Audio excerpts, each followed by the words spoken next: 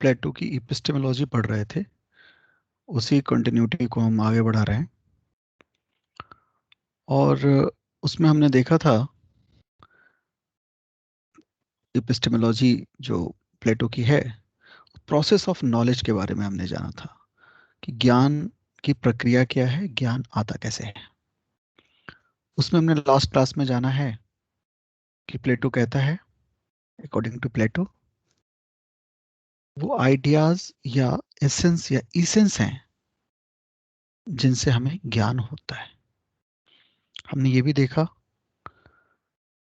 उस समय जो प्रचलित था ग्रीक वर्ल्ड में ज्ञान के बारे में, तो स्रोत बताए जाते थे। एक स्रोत ऑब्जेक्ट्स के ऊपर था कि हमें जो ज्ञान होता है वो ऑब्जेक्ट से होता है। ऑब्जेक्ट्स को हम देखते हैं, अपने सेंस ऑर्गन्स से जानते हैं उनको, और उनसे ज्ञान होता है। प्लेटो ने, आपने देखा, प्लेटो ने इसको वास्तविक ज्ञान का स्रोत नहीं बताया। ये बदलती हुए जो हमारे सेंस ऑर्गन्स हैं उनको वास्तविक ज्ञान का स्रोत नहीं बताया, बल्कि जो इटर्नल और बियॉन्ड टाइम एंड स्पेस, जिसको ट्रांसडेंटल हमने कहा था, ट्रांसडेंटल अतीन्द्रिय आइडियाज हैं या इसेंस हैं या सार हैं, उनको ज्ञान का स्रोत बताया। हम अपने व्यवहारिक प्रैक्टिकल समझ से भी इस बात को समझ सकते हैं। हम दो तरह के पेड़ देखते हैं। मेरे आंगन में दो पेड़ हैं, दोनों ही आम के पेड़ हैं। दोनों पेड़ आपस में बिल्कुल अलग अलग हैं, बिल्कुल एग्जैक्ट वो पेड़ नहीं है, एक दूसरे की कॉपी नहीं है, बट हम उन दोनों को ही आम का पेड़ कह रहे हैं। हम राम को, मोहन को, रहीम को, श्याम को, रहमान को, फरीदा को, इन सबको देखते हैं और इन सबको ह्यूमन कह रहे हैं।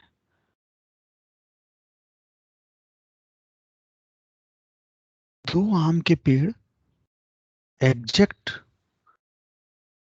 एक दूसरे जैसे नहीं हैं, फिर भी हम कैसे जान जाते हैं? क्या हम इनको अपने सेंस ऑर्गन से जानते हैं? तो सेंस ऑर्गन से तो हम जैसे जान सकते हैं, दोनों में काफी अलग अलग सेंस हमें हो रहा है। कोई आम का पेड़ छोटा है, कोई बड़ा है, अलग अलग तरीके के पेड़ हैं आम के ही, बट उनके सार को जान के, उनके इसेंस को जानकर हम आम को आम पहचान पाते हैं। राम, रहीम, फरीदा, नीता, अनीता, इन सब में हम अपने सेंस ऑर्गन से बहुत सारे डिफरेंस पाते हैं, बट इन सब का एक इसेंस है, सार है, जो इनको मनुष्य बनाता है। तो आज हमें यही जानना है। आज बेसिकली हमें थ्योरी ऑफ फॉर्म तो हम पढ़ चुके हैं प्लेटो का। हमें जानना है कि इसमें क्रिटिसिज्म क्या हुआ है, क्या क्रिटिक किया गया है, या हम ये समझें कि प्लेटो की इपिस्टेमोलॉजी की क्रिटिसिज्म पढ़ने जा रहे हैं। प्लेटो की ज्ञान मीमांसा की आलोचना। पिछली क्लासेस की कंटिन्यूटी में को बनाते हुए अगर मैं बात करूं, तो हमने देखा प्लेटो की थ्योरी ऑफ फॉर्म या आइडिया। इसमें हमने ये जाना, हम पिछली क्लास में सब पढ़ चुके हैं, मैं इसको खाली जल्दी से इनको आगे बताता हूँ, आगे बढ़ जाता हूँ। हमने इसमें जाना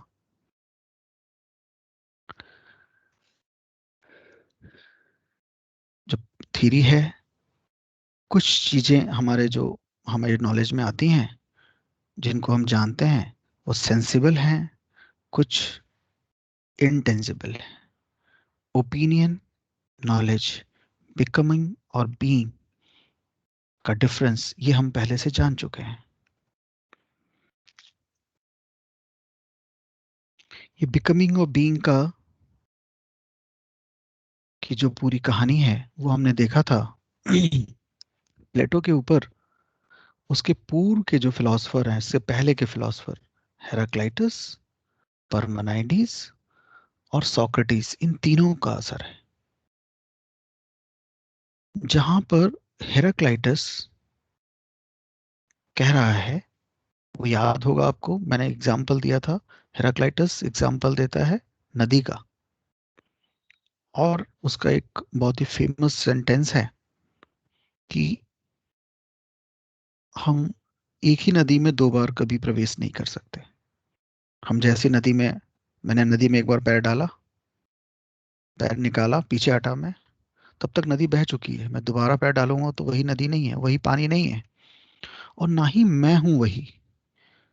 इस ड्यूरेशन में जो मैंने पहले बार पैर डाला, निकाला और वापस डालने जा रहा हूँ, मेरे अंदर चेंजेस आ चुके हैं, मेरे सेल्स बदल चुके हैं। तो ना मैं वो हूँ जिसने पहले पैर डाला था, नदी वो, ना ही वो नदी है वो पानी तो बह चुका जो मैंने पहली बार पैर डाला था।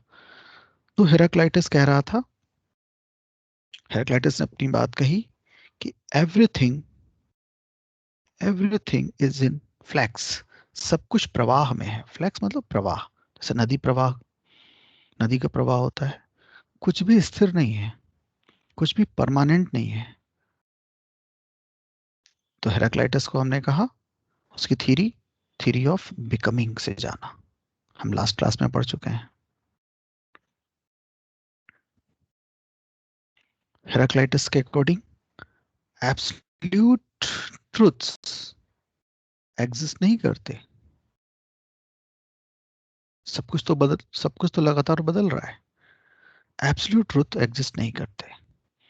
इसको इसको फिलॉसफी में एपिस्टेमोलॉजिकली निहिलिज्म कहते हैं, निषेध।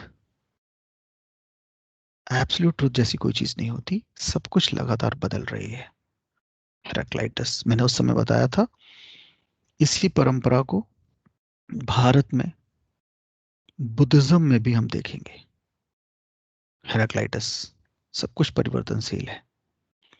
हम देखेंगे यहां तक कि बुद्धिज्म के बेस पर, बुद्धिज्म को आधार बनाकर जो सोसाइटी डेवलप हुई, उनकी भाषा में है जैसा शब्द है ही नहीं। जैसे इसका एक बेस्ट एग्जांपल मुझे याद आता है, म्यांमार। म्यांमार जो पहले बर्मा नाम था इसका, म्यांमार में बहुसंख्यक जो हैं वो बुद्धिज्म को मानने वाले हैं, और उसी बैकग्राउंड में वहाँ की सोसाइटी, वहाँ की लैंग्वेज वगैरह डेवलप हुई। तो वहाँ है शब्द है ही नहीं, हो रहा है, बताएंगे वो लोग। जैसे वो बड़ा हो रहा है, मैं आ रहा हूं, मैं आ गया हूं, ऐसा नहीं बोलेंगे, ऐसा शब्द नहीं है। तो खैर उस समय हम देखेंगे जब मैं बौद्धिज्म पढ़ाऊंगा। तो हेराक्लाइटस की जो पूरी पद्धति है वो फ्लेक्स की है, प्रवाह की है, ज्ञान प्रवाह है। वहीं दूसरा प्रभाव हमने देखा था प्लेटो पर, वो था परमानाइडिस का। परमानाइडिस जो कि क्या कह रहा है, बीइंग। परमानाइडिस से उसने जाना बीइंग, बीइंग परमानाइडिस।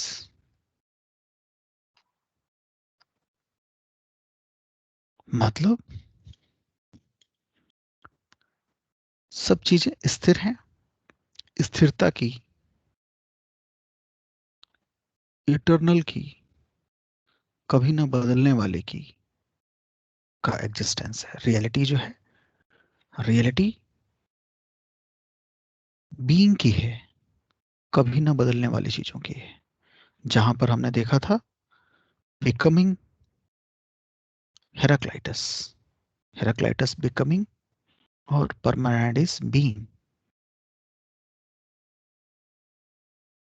कभी न बदलने वालों की सत्ता है।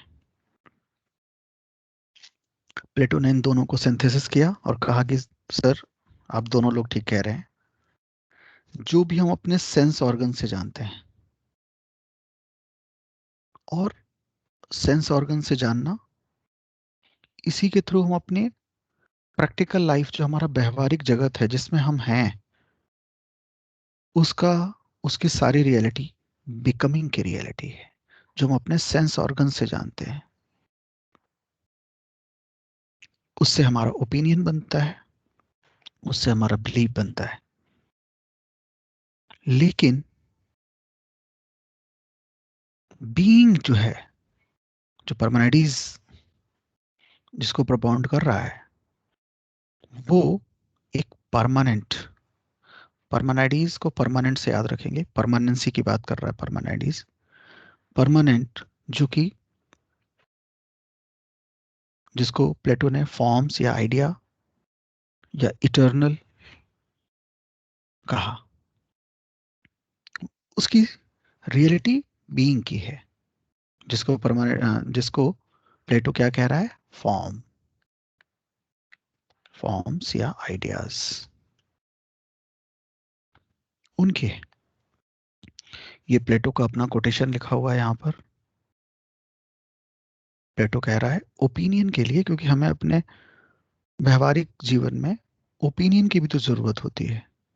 हमारा जो व्यवहार चल रहा होता है, जो हमारा ये इस दुनिया की बात है, इस जगत की बात, वो तो बिकमिंग की है। इन दोनों को सिंथेसिस करता है और कहता है कि दो रियलिटी है, there are two realities, one of is becoming, that is this world, the other is being, that world. According to Plato, the realm of ideas, the realm of forms. So there are two realities. ये lower reality है जो हम अपने sense organ से जानते हैं, ये एक हायर रियलिटी है। ये ट्रांसडेंटल है, ये ट्रांसडेंटल है, ये हमारे सेंस ऑर्गन से हम जानते हैं।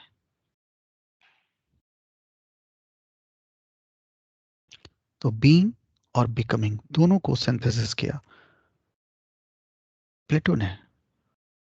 हम पिछली क्लासेस के थ्रू जानते हैं कि जब वो हायर और लोअर दो रियलिटी की बात कर रहा है, तो मेटाफिजिक्स के हिसाब से ये डुअलिज्म, इसकी मेटाफिजिक्स डुअलिज्म है, दो रियलिटी की बात कर रहा है। रियलिटी की संख्या दो है, एक लोअर है हमारे सेंस ऑर्गन्स वाली, और एक हायर है ट्रांसडेंटल आइडिया ऑफ, आइडियाज की, फॉर्म्स की। तो डुअलिज्म, डुअल है ना, दो सत्ताएं हैं, दो रियलिटीज हैं। इसी तरह से इसको, इसी आधार पर, क्योंकि एक लोअर और एक हायर रियलिटी की बात कर रहा है प्लेटो, तो हम इसको रिविजनरी मेटाफिजिक्स में भी रखते हैं कि प्लेटो की जो मेटाफिजिक्स है वो रिविजनरी, स्वप्नदर्शी मेटाफिजिक्स है। हम यहां तक बात कर चुके हैं, मैंने पिछले क्लासेस को दोहरा दिया है। आज जो हमारा मैटर है जानने का क्लास का, वो है criticism of Plato's theory of forms, जिसको हम क्रिटिसिज्म ऑफ प्लेटोज एपिस्टेमोलॉजी भी कह सकते हैं। ये क्या है? ये सारे आर्गुमेंट प्लेटो ने, जैसा कि हम पहले की क्लासेस में जान चुके हैं, प्लेटो ने सारा कुछ डायलॉग की फॉर्म में लिखा है। सोक्रेटिस की तरह प्लेटो भी मानता था कि फिलॉसफी को लिखा ही नहीं जाना चाहिए, लिख के नहीं समझाया जा सकता, क्योंकि पढ़ने वाला, लिखा हुआ पढ़ने वाला उसका अर्थ अपने अपने हिसाब से लगाएगा, लिखा नहीं जाना चाहिए। इसीलिए सोक्रेटिस तक तो फिलॉसफी को लिखा भी नहीं गया। क्योंकि अगर वो दो लोगों की डायलॉग्स के फॉर्म में है तो फिलॉसफी बताने वाला लगातार करेक्ट कर पाएगा सामने वाले को। लेकिन प्लेटो ने यह भी समझा कि ज्ञान को आगे बढ़ाने के लिए लिखना जरूरी है। तो प्लेटो ने जितनी भी बुक्स लिखी हैं, कोई 25 से ज्यादा बुक्स लिखी हैं, वो डायलॉग के फॉर्म में लिखी हैं। क्योंकि अपनी बात को पहुंचाने में डायलॉग के थ्रू मिनिमम गलती हो सकती है। अगर हम लिख रहे हैं, लिख कर अपनी बात पहुंचा रहे हैं, तो गलती होने की बहुत संभावनाएं हैं। क्योंकि जो मैं लिख रहा हूं, पढ़ने वाला अपने ढंग से समझता है, अपने ढंग से उसको उसको इंटरप्रेट करता है। बट डायलॉग के फॉर्म में है तो तब भी समस्याएं हो सकती हैं, बट मिनिमम हो सकती हैं। तो डायलॉग में वो दो करेक्टर को ले रहा है। प्लेटो ने अपने बात को समझाने के लिए जो डायलॉग्स का इस्तेमाल किया है, उसमें दो करेक्टर लिए हैं अपने डिफरेंट व्यूज को समझाने के लिए। एक करेक्टर है यंग सोक्रेटिस, दूसरा करेक्टर है परमानाइडिस। तो प्लेटो के जो डिस्कोर्सेस हैं, डायलॉग्स की बुक्स हैं, उसमें उसने कम से कम दो करेक्टर हमेशा लिए। उसमें एक करेक्टर, ज्यादातर जगह पे एक करेक्टर यंग सोक्रेटिस है, और दूसरा ओल्ड परमानाइडिस। एक सिंबल भी है।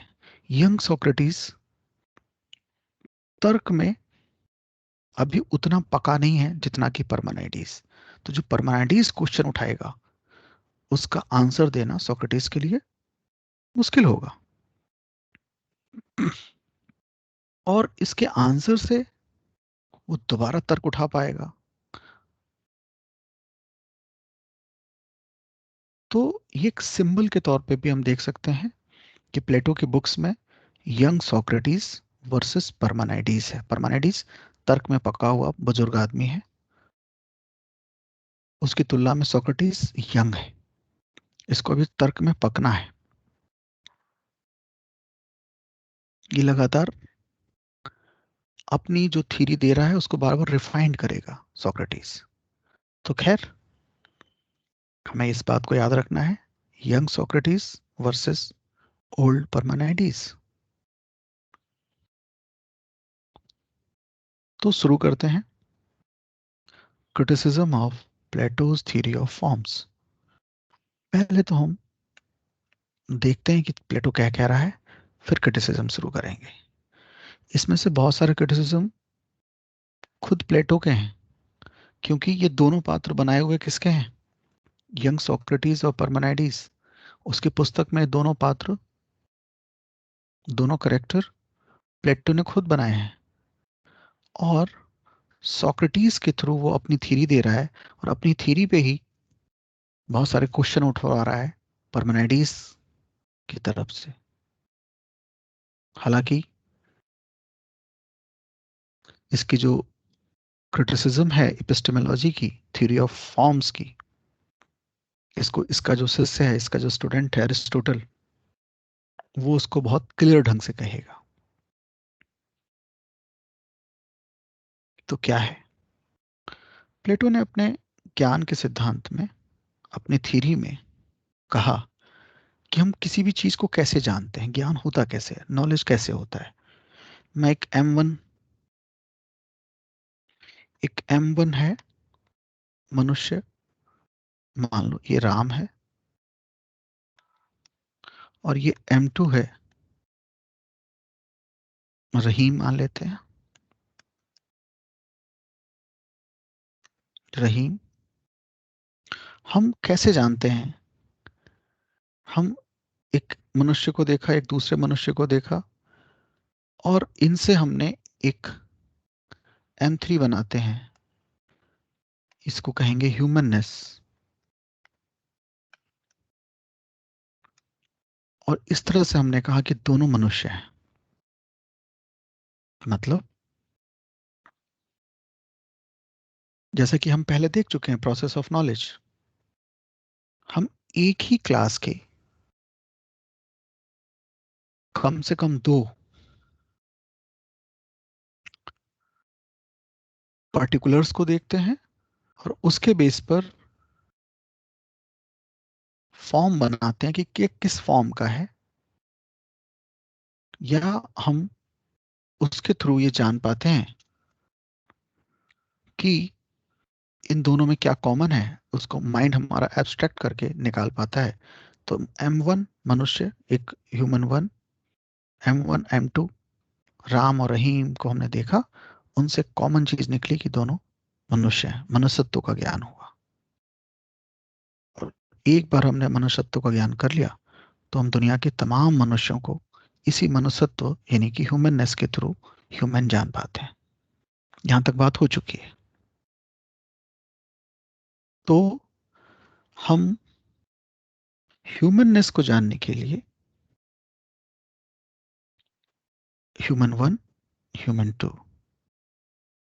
के थ्रू, उनके कॉमन या उनके सार को, उनके एसेंस के थ्रू हमने M2 या M3 कर लेते हैं इसको, M3 को जान पाए, दैट इज ह्यूमननेस। ह्यूमननेस को जानने के बाद हम दुनिया के किसी भी ह्यूमन को पहचान पाते हैं, ह्यूमननेस को जान पाते हैं। तो इसको प्लेटो ने कहा था कि ये जो तरीका है, M1 M2 को देखकर हम M3 जानते हैं, M3 मतलब ह्यूमननेस जानते हैं, और एक बार ह्यूमननेस जानने के बाद हम दुनिया के सारे ह्यूमन को ह्यूमन कह पाते हैं। इसको उसने कहा था थर्ड मैन आर्गुमेंट। इसको कहते हैं third man arguments. Third man क्यों? ये थर्ड मैन है। M1 M2 के थ्रू हमने M3 को जाना, ह्यूमन वन ह्यूमन टू के थ्रू ह्यूमननेस को जाना, ह्यूमननेस क्या हो गया? M3। तो ये थर्ड मैन। तो हमें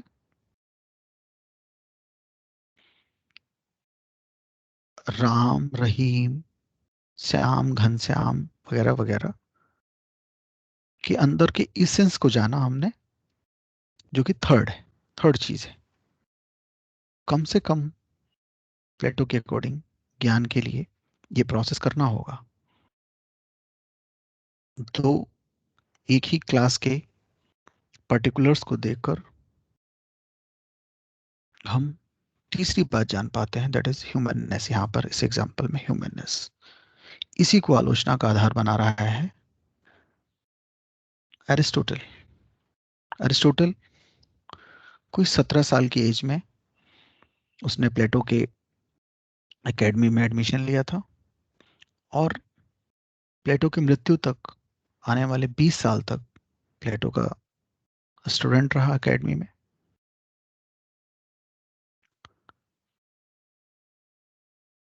प्लेटो की मृत्यु के बाद, बल्कि बहुत बाद में, उसने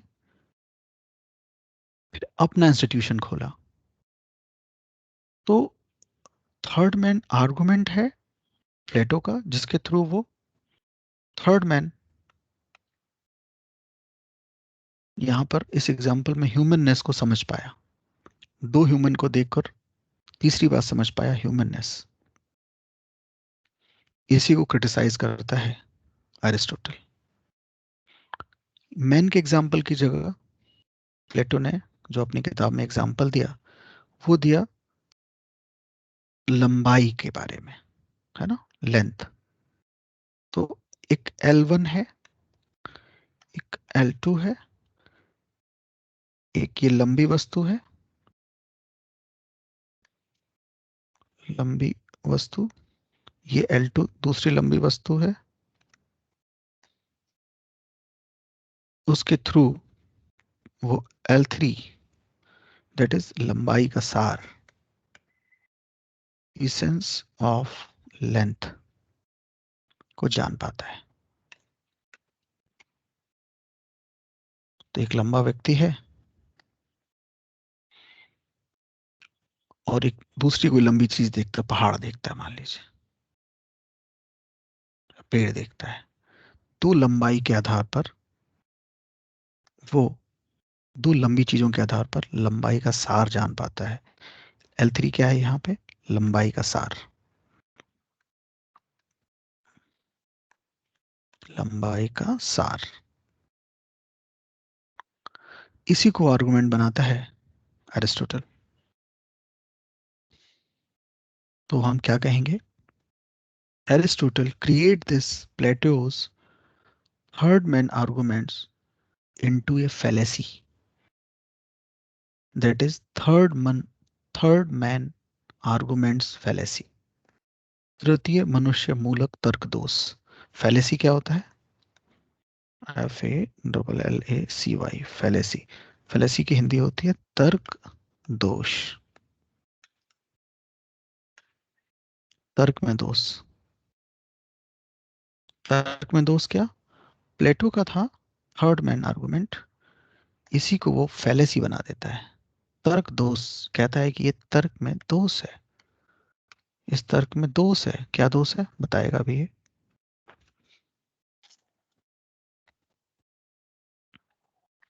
थर्ड मैन। प्लेटो का कहना है कि सर M1 और M2, मतलब प्लेटो के अनुसार जब आप वो, मैं समझाने के लिए कह रहा हूं कि मान लीजिए अरिस्टोटल प्लेटो से कह रहा है, प्लेटो कह रहा है कि जब आप M1 और M1 और M2 में उपस्थित मनुष्य का सार आप डायरेक्टली नहीं समझ पाते। M1 में भी तो मनुष्य था, M2 में भी मनुष्य था, बट आप M1 में मनुष्य को मनुष्य नहीं समझ पा रहे, M2 में होने वाले मनुष्य को मनुष्य नहीं समझ पा रहे। तो दोनों में मनुष्य तो था, M1 में भी और M2 में भी, राम में भी रहीम में भी। इसके लिए आपको M3 बनाना पड़ता है, मनुष्य का सार अलग से बनाना पड़ता है, मनुष्य का सार बनाना पड़ता है, M3 बनाना पड़ता है। अर्थात हर दो चीज को एक्सप्लेन करने के लिए आपको तीसरी चीज की जरूरत पड़ती है। हमेशा आपको तीसरा चाहिए होता है। तब तो आप M3 को भी नहीं डायरेक्टली समझ सकते, क्योंकि M3 को समझने के लिए आपको आगे M4 की जरूरत पड़ेगी।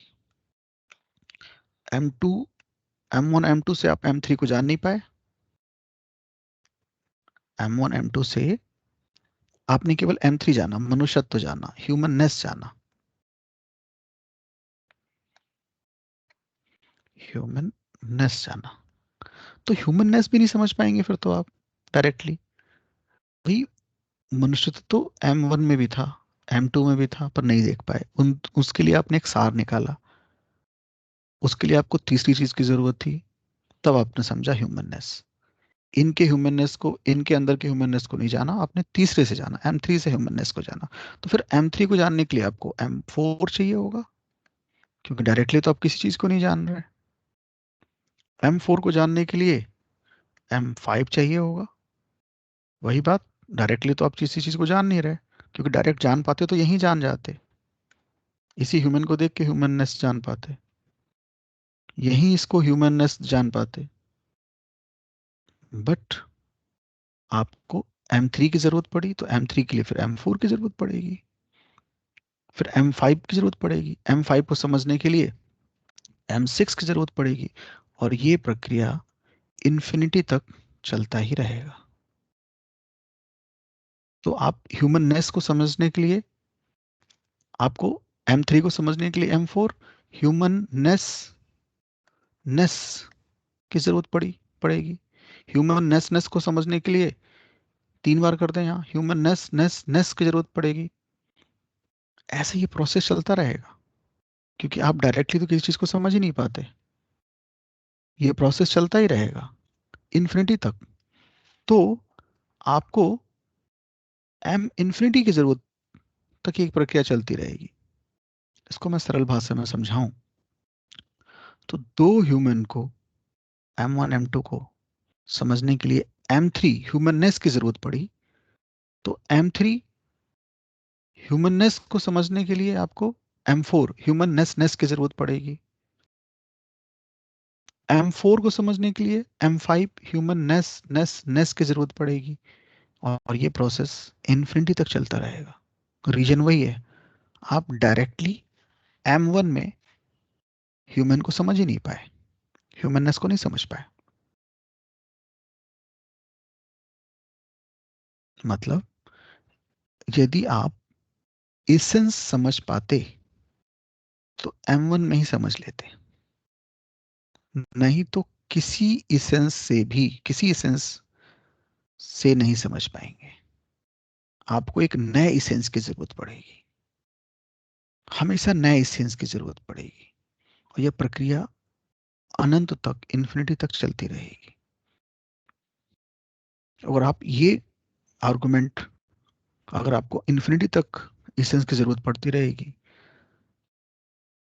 तब तो आपको बहुत सारे आइडियाज, प्रत्ययों की जरूरत पड़ेगी।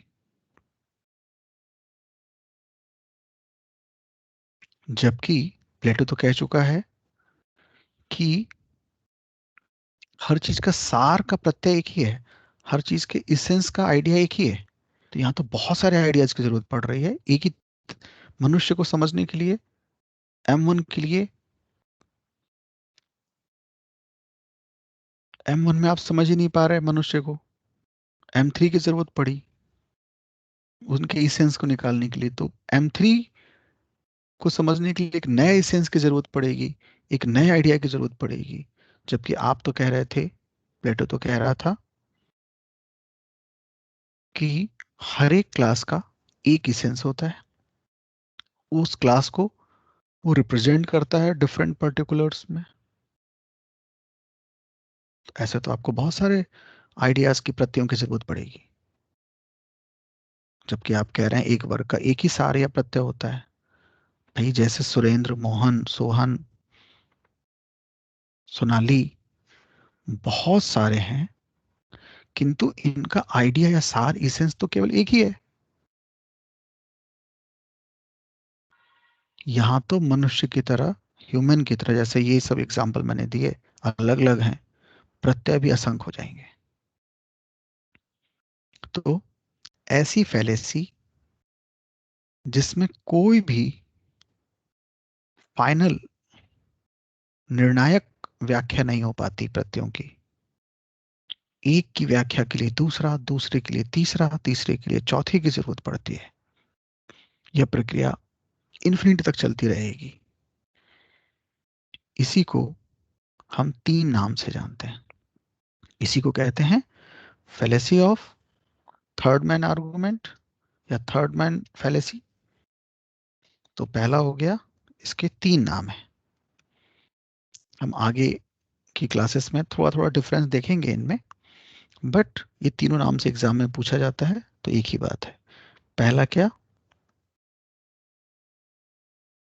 Third man,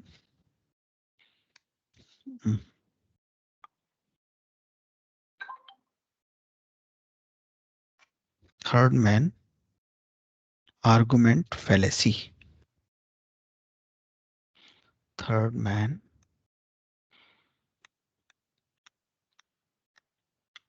argument fallacy. दूसरा इसको कहेंगे, इसी को जैसा कि आपने देखा ना, एक की व्याख्या के लिए दूसरे की, दूसरे के लिए तीसरे की, चौथे की, पांचवें की जरूरत पड़ती जा रही है। इसी को हम कहेंगे, एक और नाम है इसका,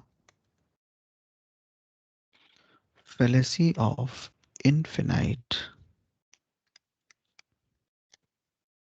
रिग्रेस,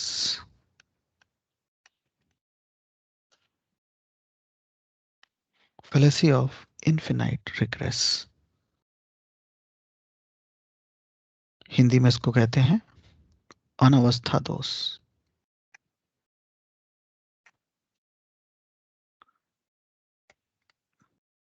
अनवस्था दोष, अनवस्था दोष, फेलेसी ऑफ इन्फिनाइट। ये इन्फिनिटी तक जा रहा है ना, ये आर्गुमेंट इन्फिनिटी तक जाएगा, कहीं खत्म नहीं होगा। हम कहीं भी निर्णायक स्थिति तक नहीं पहुंच पाएंगे, निर्णायक व्याख्या कर ही नहीं सकते।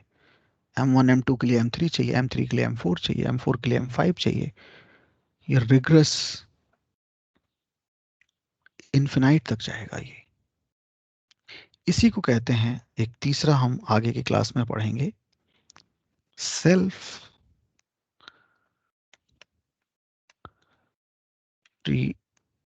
प्रीडिकेशन फैलेसी। आत्मविधेयन, प्रेडिकेट, प्रेडिकेट से बना है, आत्मविधेयन का दोष, ये हम आगे की क्लासेस में पढ़ेंगे।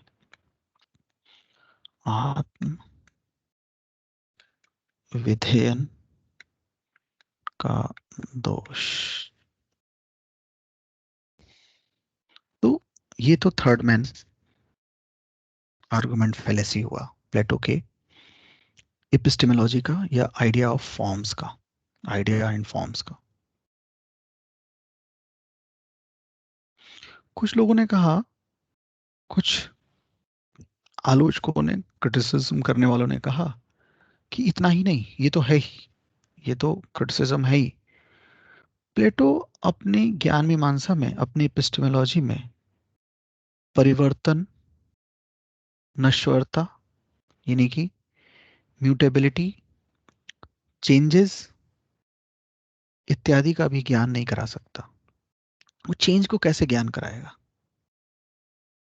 क्योंकि प्लेटो के आइडिया निश्चित है, तो चेंज होती नहीं है, वो तो इटर्नल है। तो हम चेंज को कैसे जानेंगे? जो चीजें चेंजेस हो रही हैं, चेंज को हम, इस दुनिया में जो चेंजेस हैं उसको कैसे जाने?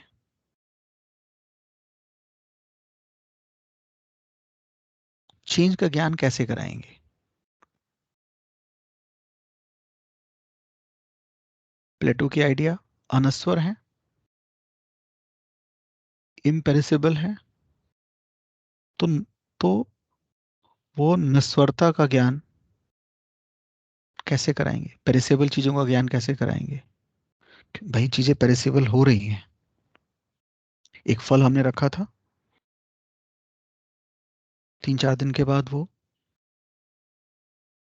सड़ने लगा, तो उसके अंदर क्या चेंजेस आए, इसका ज्ञान कैसे होगा?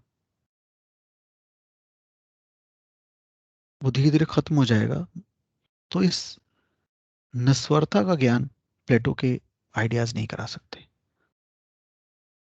तो पहली आलोचना या पहला जो क्रिटिसिज्म है, थर्ड मैन आर्गुमेंट फैलेसी। दूसरा, प्लेटो प्लेटो के जो आइडियाज हैं वो चेंजेस या म्यूटेबिलिटी का या ट्रेसिबिलिटी का, नस्वरता का ज्ञान नहीं करा सकते।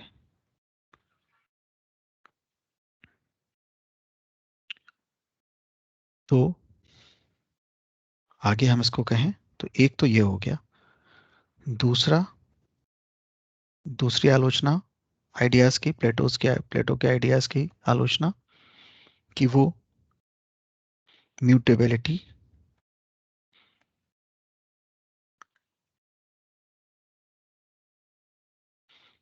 या चेंज या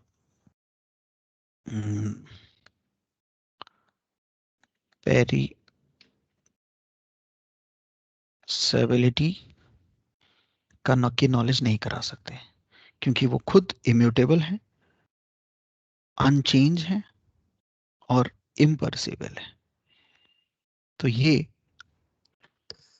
दुनिया में होने वाले म्यूटेबिलिटी, चेंजेस और ये जो पेरिसेबिलिटी है, इसका ज्ञान नहीं करा सकते। इस तरह का कोई आइडिया है ही नहीं। अगला आर्गुमेंट है, क्रिटिसिज्म है कि प्लेटो फॉर्म की व्याख्या तो कर पा रहा है, प्लेटो बता पा रहे हैं फॉर्म कि जिसके थ्रू हम हमारा ज्ञान आता है, बट वो फिगर की व्याख्या नहीं कर पाएगा। वही चेंज, फिगर की व्याख्या नहीं कर पाएगा। वो आकार की व्याख्या तो कर पा रहा है, लेकिन आकृति, की व्याख्या नहीं कर पाएगा। मैंने बताया था आकृति, मेरा मनुष्य होना तो मेरा आकार है, बट मैं 1 साल का था, 10 साल का हुआ, 20 साल का हुआ, 30 साल का हुआ, तो मेरी आकृति तो लगातार बदल रही है, इसकी व्याख्या नहीं कर पाएगा। वह उसी से जुड़ा हुआ है चौथा और अंतिम क्रिटिसिज्म, इसकी ज्ञान मीमांसा का, एपिस्टेमोलॉजी का, थ्योरी ऑफ फॉर्म्स का, कि प्लेटो यूनिवर्सल की व्याख्या तो कर पाएगा फॉर्म्स के थ्रू, बट पर्टिकुलर को कैसे समझाएगा? पर्टिकुलर की व्याख्या नहीं कर पाएगा। वो नीम के पेड़ की व्याख्या तो कर पाएगा, नीम, निमत्तो, नीमनेस, बट एक पर्टिकुलर नीम की व्याख्या कैसे करेगा? पर्टिकुलर की व्याख्या है ही नहीं। आप में से किसी ने पूछा था कि एक क्लास में मान लीजिए एक ही कोई वस्तु है, एक ही पर्टिकुलर है, तो प्लेटो कैसे समझाएगा? इस आर्गुमेंट के अकॉर्डिंग प्लेटो नहीं समझा पाएगा। ज्ञान के लिए हम उसका सार निकालते हैं, सार निकालने के लिए हमने देखा कम से कम 2 पर्टिकुलर की जरूरत पड़ रही थी। तो इस व्याख्या के अकॉर्डिंग प्लेटो पर्टिकुलर को नहीं समझा पाएगा।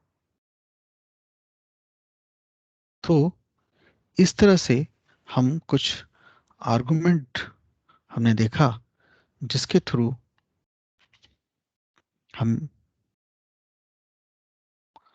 इसकी जो थ्योरी है, criticism of Plato's theory of forms, इसका आंसर लिख सकते हैं।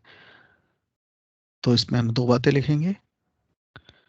ये डायलॉग है बिटवीन यंग सोक्रेटिस एंड पार्मेनिडेस का, जिसमें प्लेटो किसी मनुष्य को समझाने के लिए, मनुष्यत्व को समझने के लिए M1 M2 का सार निकालता है, जिसको M3 कह ले रहे हैं। वो M3 के थ्रू M1 M2 को जान पाता है। ये थर्ड मैन आर्गुमेंट था, third man that is M3। इसको फैलेसी में क्रिएट कर दिया एरिस्टोटल ने। एरिस्टोटल ने कहा कि M1 में भी मनुष्य था, M2 में भी मनुष्य था, बट डायरेक्टली आप नहीं जान पाए, इसके लिए आपको एक अलग M3 की आवश्यकता पड़ी। तो अगर ऐसी बात है तो ये प्रोसेस तो हमेशा चलता रहेगा, आप डायरेक्टली चीज़ों को आप जान ही नहीं पाते। M3 की जरूरत पड़ गई आपको ह्यूमननेस को जानने के लिए, तो M3 को जानने के लिए M4 की जरूरत पड़ेगी। ह्यूमननेस के बाद ह्यूमननेसनेस की जरूरत पड़ेगी, और ये प्रोसेस चलता रहेगा इन्फिनिटी तक। इसीलिए इसको कहा गया infinity regress, fallacy of infinity या इन्फिनाइट रिग्रेस, इन्फिनाइट रिग्रेस। और अरिस्टोटल की लैंग्वेज में थर्ड मैन आर्गुमेंट फैलेसी, और इसी से जुड़ा हुआ है सेल्फ प्रेडिकेशन फैलेसी, आत्मविधेयन का दोष। तो मुख्य आलोचना तो यही है, मेन क्रिटिसिज्म यही है। इसके अलावा वो म्यूटेबिलिटी, चेंजेस, पेरिसेबल होने की, फिगर की, पर्टिकुलर की को समझा नहीं पाएगा अपने थ्योरी ऑफ फॉर्म से। ये आलोचना है प्लेटो के थ्योरी ऑफ फॉर्म में। तो इस तरह से हम ये कह सकते हैं कि कुछ जगहों पर प्लेटो अपने आर्गुमेंट के थ्रू, या ये दोष हैं प्लेटो के एपिस्टेमोलॉजी के। तो आज की क्लास इतनी ही। धन्यवाद।